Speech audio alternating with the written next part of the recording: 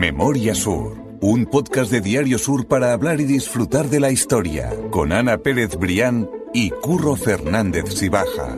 Espacio patrocinado por Cajamar, Banca Cooperativa.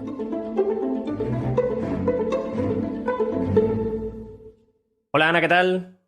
Hola Curro, buenos días. Vamos a acabar ya la segunda temporada de Memoria Sur. Lo arrancamos ese final en el capítulo de la semana pasada, en el que estuvimos, pues eso, dando un paseo por la Málaga de los últimos siglos, conectando historias, y yo creo que está quedando un buen podcast que ahora tenemos que terminar y que culminar ya para poner el broche a esa segunda temporada. Pues sí, yo creo que está quedando un buen podcast porque se demuestra eso que nos gusta tanto decir, ¿no? De ahí, además, también el título de estos dos últimos podcasts, que la historia de Málaga es absolutamente circular, que se pueden conectar casi todos los acontecimientos que tuvieron lugar en el siglo XIX. Y bueno, y ahí está el ejemplo, ¿no? La mayoría de esas historias que hemos estado contando a lo largo de esta intensa temporada, pues al final están conectadas o a través de lugares o a través de los personajes o a través de los acontecimientos, ¿no? Entonces, yo creo que el de la semana pasada fue un buen aperitivo y primer plato, y hoy vamos con el segundo y postre. Así que cuando quieras empezamos con esa segunda historia circular, Curro.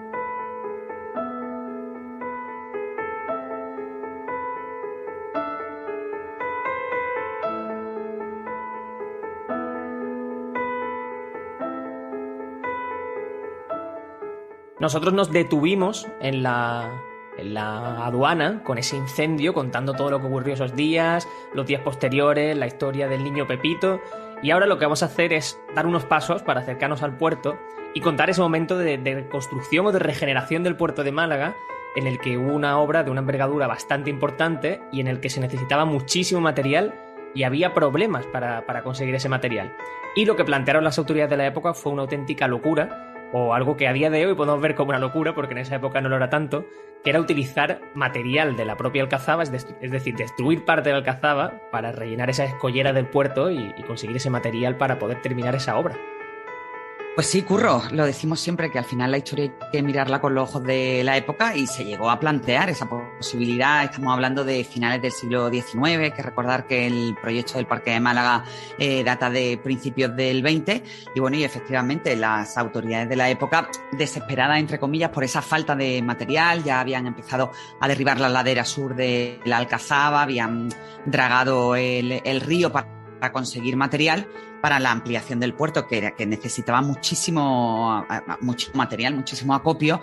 Bueno, pues no tuvieron otra idea o al menos barajar otra posibilidad que la de derribar la alcazaba.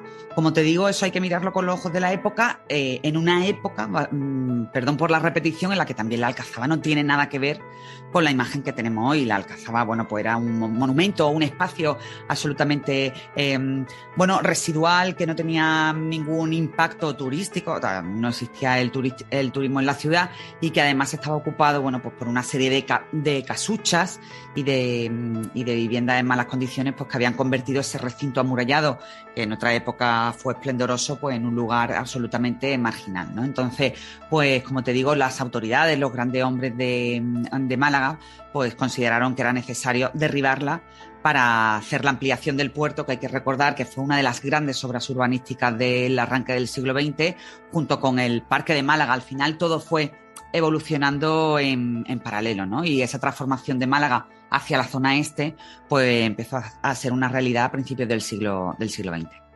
Ahí vimos cómo esa alcazaba, como tú dices, era muy diferente, pero no solo era diferente porque careciese de importancia, porque estuviera descuidada, sino que es que además había mucha gente que vivía alrededor de la propia alcazaba, en casuchas que estaban pegadas completamente a esas murallas de la alcazaba. Y claro, obviamente lo que también supongo que se quería era, al igual que si matar dos pájaros de un tiro, exactamente, claro. Matar dos pájaros de un tiro y intentar limpiar esa zona, adecuar esa zona mejor a conectarlo con la ciudad también de otra manera, y a que fuese más útil de lo que era en ese momento. La curiosidad es que esa historia llegó al propio Cánovas del Castillo, el único presidente del gobierno malagueño que ha habido, y Cánovas del Castillo no se negó tampoco a que se hiciese esa obra. Bueno, en aquella época, Cánovas del Castillo, que además ha pasado a la historia por ser uno de esos principales impulsores de la construcción del parque y de la ampliación del puerto, pues como tú decías, estaba al frente de la presidencia del Consejo de Ministros. Hay que recordar, bueno, que Cánovas del Castillo fue el impulsor del turnismo, ¿no? En el gobierno de los conservadores, los liberales, le tocaba aquel en aquella época. Y bueno, no era de extrañar que los grandes hombres de Málaga pues se dirigieran directamente a él por el vínculo especial que tenía con Málaga, pues para hacerle llegar, proponerle todas esas preocupaciones que existían en la Málaga de la época. Y efectivamente, bueno, pues un grupo de grandes hombres de la ciudad pues se dirigió a él para sugerirle la posibilidad de que aquel material saliera de la Alcazaba.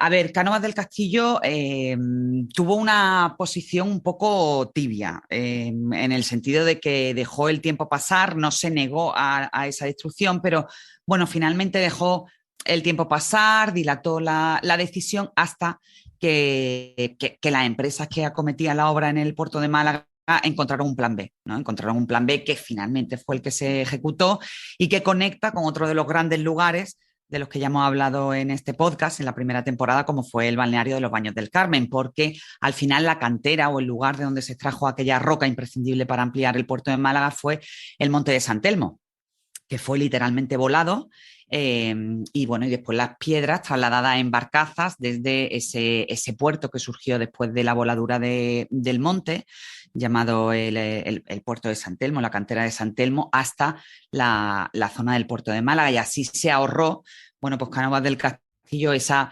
decisión que yo supongo, no sé hasta qué punto hubiera sido polémica en la época, Curro, porque como bien hemos dicho, era un lugar absolutamente, bueno, miserable, ¿no? Y no se tenía en cuenta en la ciudad, y además una ciudad que en aquel momento emergía como urbe lujosa después de la construcción, por ejemplo, de Calle Larios, ¿no? Tendría que pasar las décadas para que personalidades como Juan Temburi, pues realmente fueran conscientes de la importancia de la Alcazaba y fueran capaces de rescatarla, ¿no? Y darle todo el valor que en realidad tiene. Ese puerto de Málaga llegó a construirse, llegó a ser parte de lo que soy y ese intercambio cultural que trajo a la ciudad también siguió produciéndose. Y también ese puerto de Málaga un poquito de años más tarde, porque lo que estamos hablando de esta historia es de finales del XIX y recién arrancado el siglo XX, ocurre otra de las mayores tragedias de ese siglo XX de Málaga, que empezó, como ya hemos contado, con el incendio de la aduana de una manera muy convulsa. Y estamos hablando del hundimiento del Gneisenau, que era un buque alemán que se hundió frente al puerto de Málaga, o sea, a simple vista, y que fue una catástrofe bastante importante en la ciudad. Así es, Curro. La semana pasada hablábamos de la tragedia de la aduana, del incendio de la aduana del año 22 y bueno, en ese arranque convulso del siglo XX, de las grandes tragedias que asolaron la capital, sin duda una de las más impactantes fue, como tú dices, el del hundimiento de la fragata del Gneisenau. Aquello tuvo lugar, recién estrenado el siglo, porque tuvo lugar el 16 de diciembre de 1900. Bueno, y el resultado fue nada más y nada menos que 41 fallecidos, como tú dices, frente en el dique de Levante, ¿no? O sea, es decir, a los ojos de cualquiera que estuviera por la zona en ese incipiente Paseo del Parque. Bueno, pues fue una tragedia casi retransmitida en directo, porque fueron muchos los que fueron testigos de excepción, ¿no? La protagonista, la triste protagonista de este capítulo de Crónica Negra en la historia de Málaga fue la fragata escuela alemana Gneisenau. Podría asimilarse a nuestro Juan Sebastián Elcano, que tenía capacidad para 470 hombres y que estaba fondeada desde hacía una semana en Málaga, porque bueno, estaba asistiendo a una delegación alemana que estaba estaba teniendo una serie de contactos con el gobierno marroquí. El hecho es que, bueno, la fragata lo asistía, y mientras esa delegación hacía el trabajo con el gobierno, pues ellos se quedaron en la costa de Málaga, pues practicando el tiro y, como te digo, aguardando, haciendo la cobertura. El hecho es que el 16 de diciembre se desató un temporal absolutamente devastador en la costa, en el litoral, y pilló a la fragata alemana un poco más alejada, haciendo esas prácticas de tiro. Fueron muchos los avisos que se le dieron, entre otros desde la propia capitanía, que se avisó al capitán de la fragata, que se llamaba el capitán Cressman, de que volviera a puerto, pero bueno, el capitán Cressman desoyó El aviso dijo que las aguas del Mediterráneo que eran mansas y que además su fragata Gneisenau, ella siempre había salido victoriosa de cualquier tipo de guerra o de problema en alta mar, ¿no? Así que bueno, ahí se unió esa tormenta perfecta, y nunca mejor dicho, del temporal absolutamente veloz y devastador que se desató con el exceso de confianza del capitán, bueno, que finalmente fue el responsable, entre comillas, de aquella catástrofe. La consecuencia más positiva, por decirlo de alguna manera, de ese enorme catástrofe, de esa enorme catástrofe, fue pues que la sociedad malagueña se volcó completamente con las víctimas, intentó ayudarlos, se repartieron todas las víctimas y los heridos entre las distintas instituciones de Málaga, algunas en el Hospital Noble, otras en el ayuntamiento que estaba situado por aquel entonces en la calle San Agustín, si no me equivoco, ¿estaba? Sí, Sí, ¿verdad? efectivamente. En la calle San Agustín.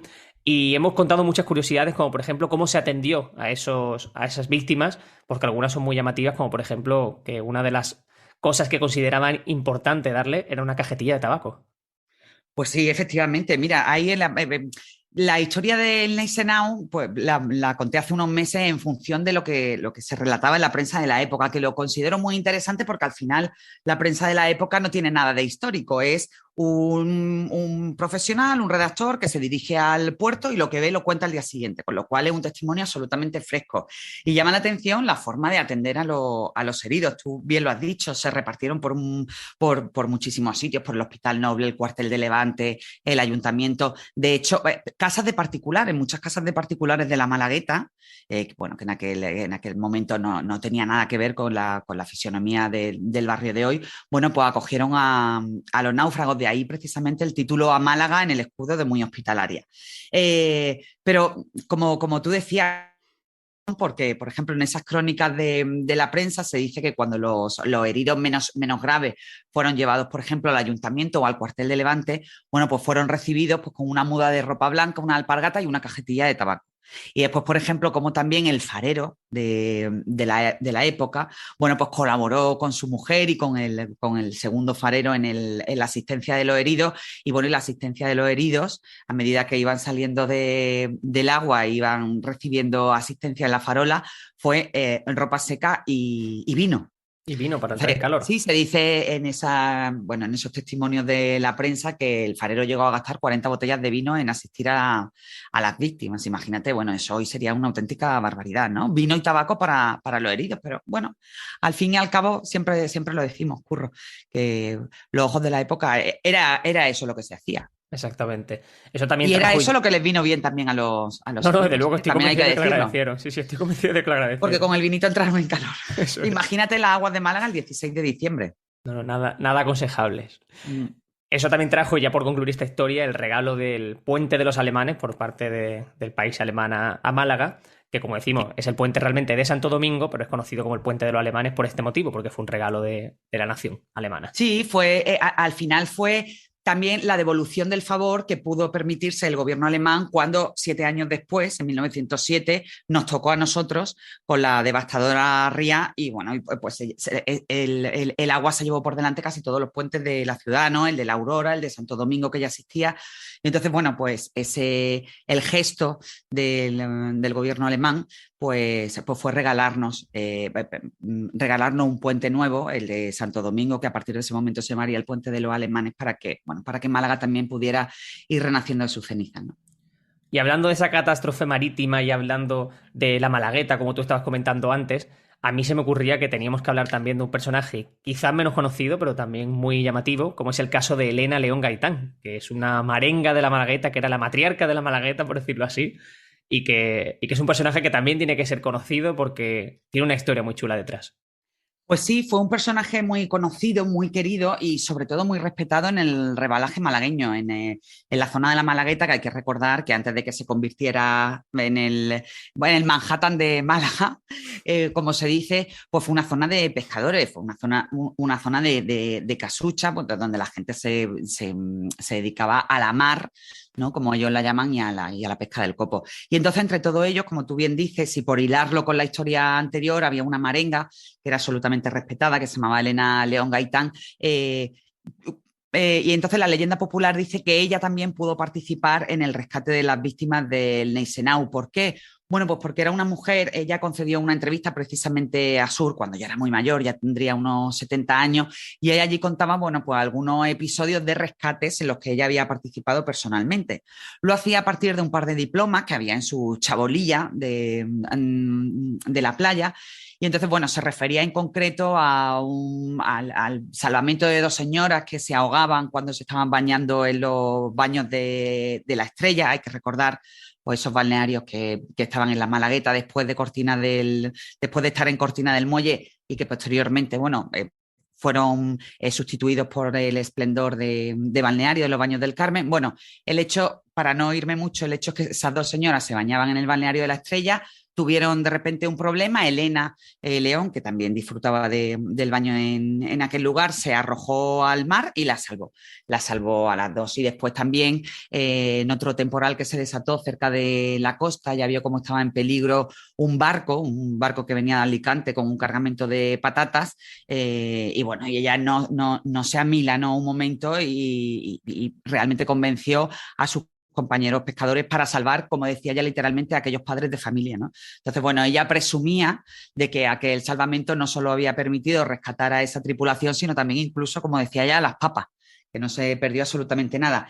Y como te decía, la leyenda popular bueno, pues confirma que ella también estuvo en el salvamento de la gente del Gneisenau.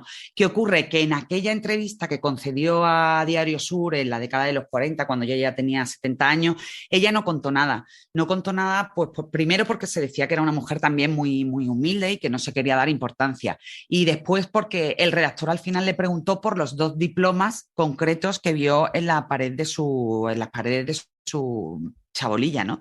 Entonces, bueno, pues ella quizás no se quiso dar demasiada importancia, pero su legado indiscutiblemente está ahí. Fue incluso, se la llegó a considerar casi una empresaria, ¿no? Porque llegó a tener 5 barquitas, por ejemplo, ella llegó a ser la referencia indiscutible entre los marengos, porque ella era la que rifaba el orden en el cual salían las barcas a faenar. Bueno, pues se reunían en la playa a la caída de la tarde y con una baraja de cartas, cada una de las barcas tenía asignada una carta de la baraja y en función de la que salía, bueno, pues era la primera y a partir de ahí se establecía el turno. Y como te digo, fue una mujer absolutamente respetada, querida y una mujer incluso adelantada a su tiempo, ¿no? En un tiempo donde, bueno, donde como yo pongo en el artículo, la mujer estaba educada para sacar la casa adelante y no los pies del plato. Y ahí, bueno, pues Elena León tenemos un feliz testimonio de que no fue así. De hecho, tiene también una calle en el entorno de la Malagueta, en uno de los laterales de la iglesia San Gabriel. Y bueno, pues la gente que pase por ahí, pues sabrá que ese callejón o esa calle de Elena León tiene un sentido muy importante en la zona. Eso iba a decir, que hoy se le recuerda también en su propio barrio, que eso también es muy importante y sobre todo cuando hablamos de estos personajes que quizás sean algo más anónimos que otros grandes personajes de Málaga de los que solemos hablar habitualmente.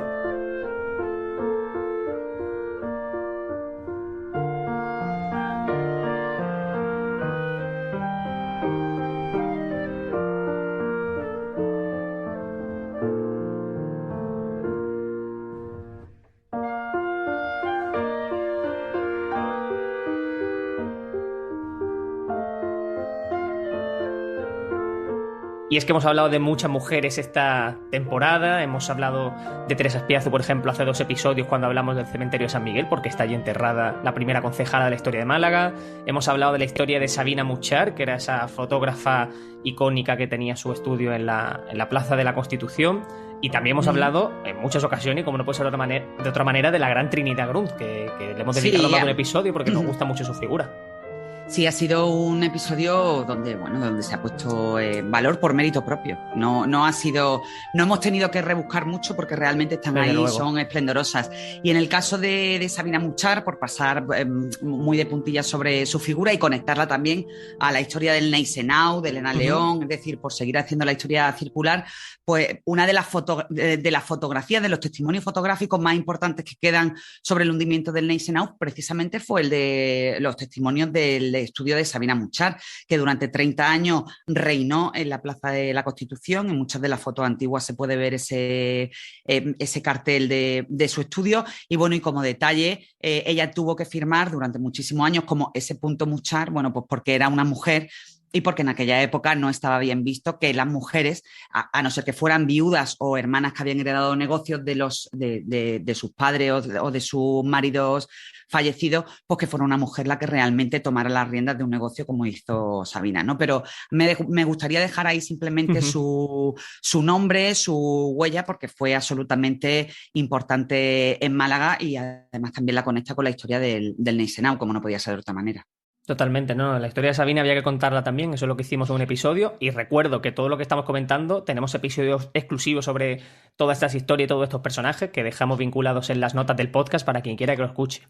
Y nos detenemos en otra mujer otra vez, como era Trinidad Grun, como decimos, porque contamos que fue la reina absoluta del todo incluido en Málaga, en esas instalaciones, en ese, ¿cómo llamarlo? Como esos hoteles, ese hotel balneario prácticamente en Carratraca. En su resort, Su Curro. resort, exactamente. Claro, ya que vamos a utilizar aquí el todo incluido, el Airbnb, todo Sí, ese sí, tipo sí, de sí. lenguaje moderno, vamos a decir que ella se montó un resort en Carratraca.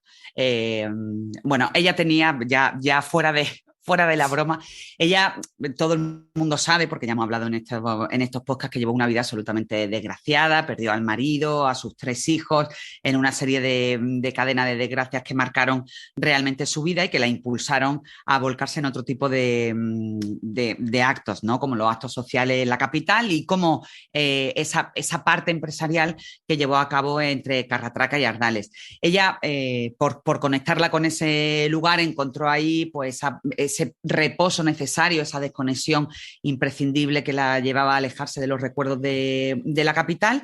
Y bueno, ahí estaba el balneario de Carratraca, pues, que era un punto de atracción pues, de la burguesía de la época, de artistas, de toreros, de muchísima gente, pero ¿qué ocurría?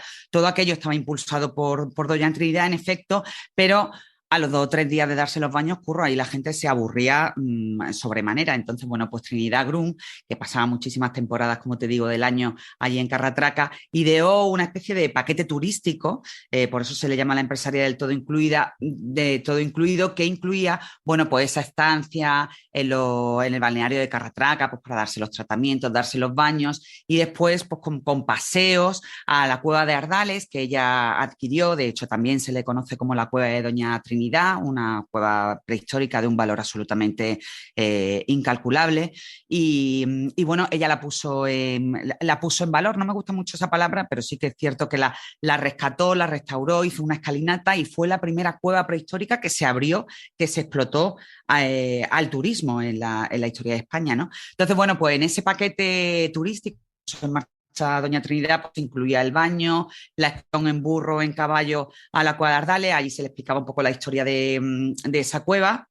Y después, posteriormente, pues en Carratraca ella organizaba veladas, teatros, veladas de casino, incluso corridas de toro. Entonces, bueno, pues te puedes imaginar que aquello se convirtió en una atracción divertidísima para la burguesía de la época. Hay que recordar que Doña Trinidad formaba parte de eso y además supuso, bueno, pues un impulso absolutamente fabuloso para el territorio, ¿no?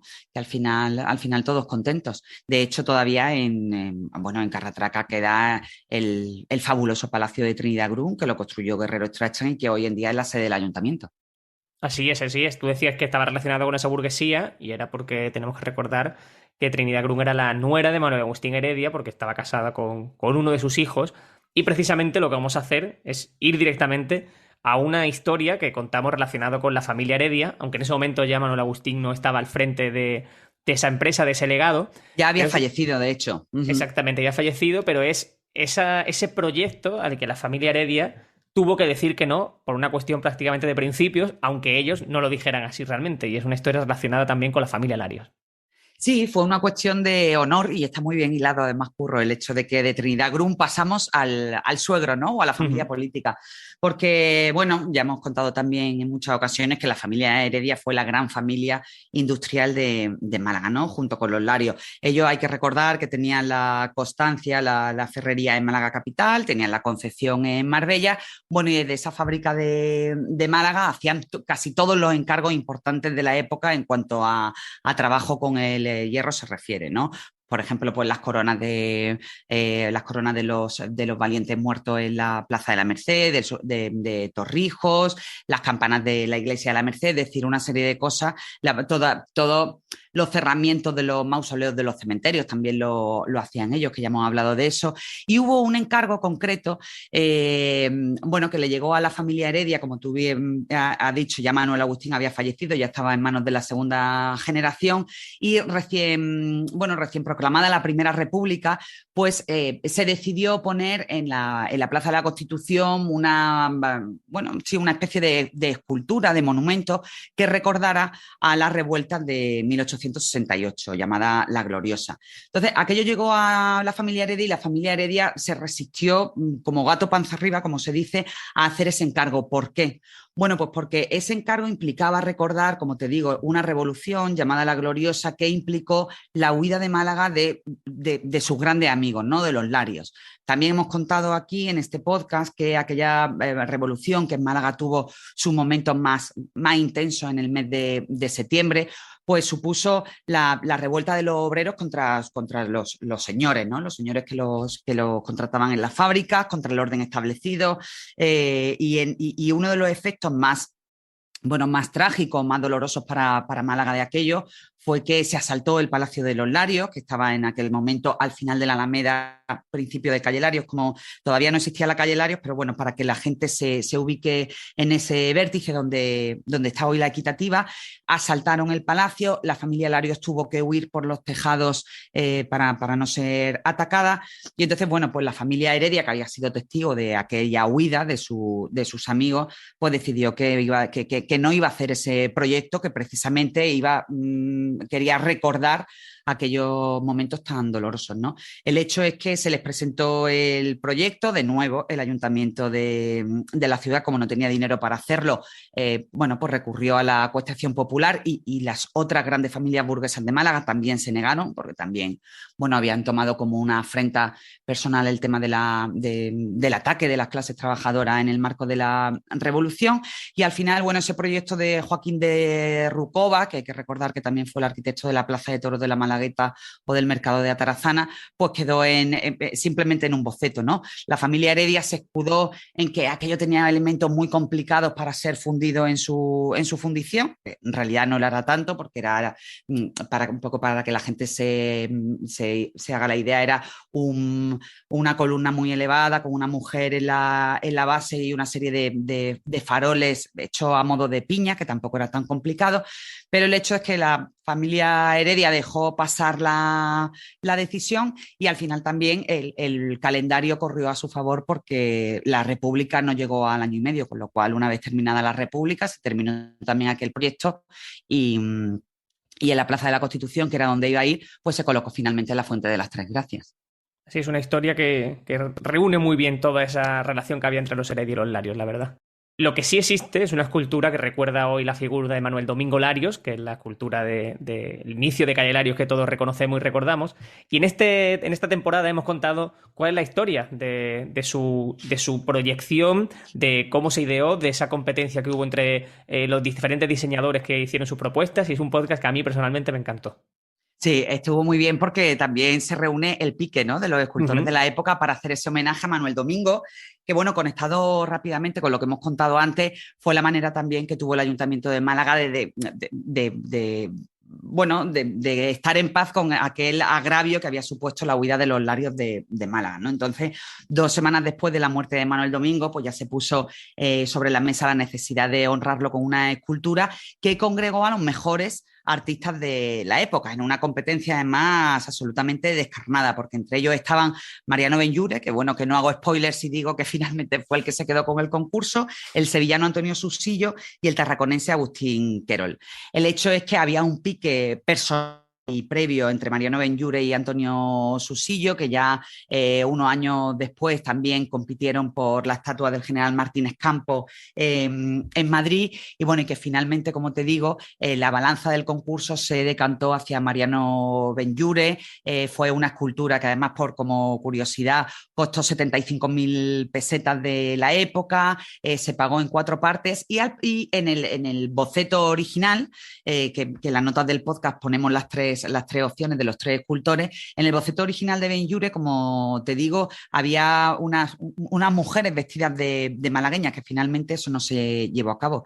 El hecho es que el proyecto se retrasó un año sobre la fecha estipulada y la escultura se inauguró 8 años después de la apertura de Calle Larios. Y entonces, bueno, pues finalmente se cierra el círculo con Manuel Domingo presidiendo ese principio de la calle y mirando, sin embargo, hacia la Alameda, bueno, pues que realmente había sido el escenario original de aquel inicio del esplendor de la familia Larios en Málaga.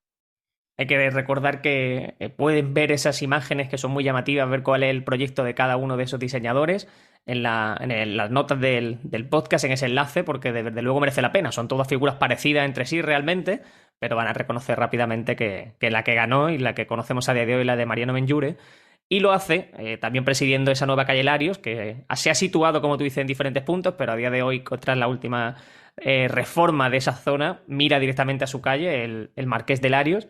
Y ahí es donde nos vamos a detener para acabar la segunda temporada de Memoria Sur, porque queremos retomarla también cerca de ese punto, en la tercera temporada, para contar algunas historias que yo creo que van a gustar.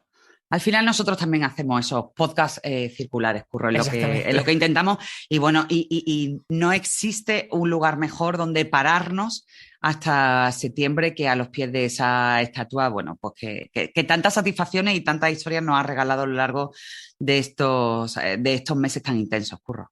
Totalmente. Han sido 46 episodios, contando el de esta semana.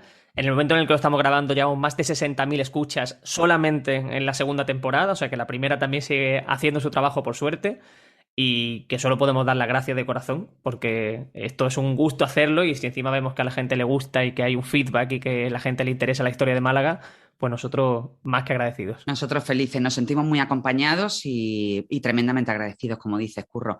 Y nada, ya nos queda casi cerrar, ¿no? Deseando felices vacaciones a todos los que están detrás, a todos los que nos sostienen, y bueno, que se cuiden mucho y que nos vemos a la vuelta, en torno al 12 de septiembre, ¿no? Curro, ¿has mirado el calendario? Es el fin de semana. Para que lo tengan apuntado. Eso, lo tengo aquí delante. Es el fin de semana del 9 de septiembre, así que pues ahí van a poder encontrar el primer episodio de la tercera temporada y que seguro que traemos alguna sorpresilla. Seguro que sí, Curro. Pues Ana, mil gracias. A ti siempre, Curro, y muy feliz verano. Igualmente. Memoria Sur es un podcast de Diario Sur. Escucha un nuevo episodio cada semana en iVoox, Spotify, Apple Podcasts y consulta las referencias de este episodio en diariosur.es.